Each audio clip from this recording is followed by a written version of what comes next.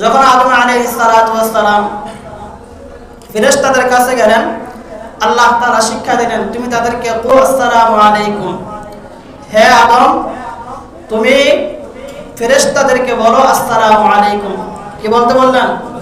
আসসালামু আলাইকুম। জবাবে ফেরেশতারা বললেন ওয়া আলাইকুমুস সালাম।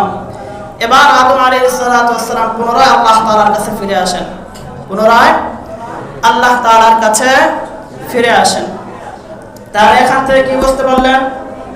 সর্বপ্রথম সালামের প্রচলন কে করেছে? সবাই বলেন কে? বাবা আদম আলাইহিস সালাতু ওয়াস সালাম। জবাব দিয়েছেন কারা? ফেরেশতারা। আল্লাহ তাআলা তখনই বলে দিয়েছেন বাবা আদমকে, এই যে সালামের প্রচলন, এটা কিয়ামত পর্যন্ত তোমার যত বান্দা আসবে, যত তোমার বনি আদম আসবে, সবাই কি দিবে? একে অপরকে সম্বর্ধনা স্বাগতম জানানোর জন্য কি বলবে? সালাম দেবে। যার কারণে পৃথিবীর শুরু থেকে নিয়ে শেষ পর্যন্ত কি হবে?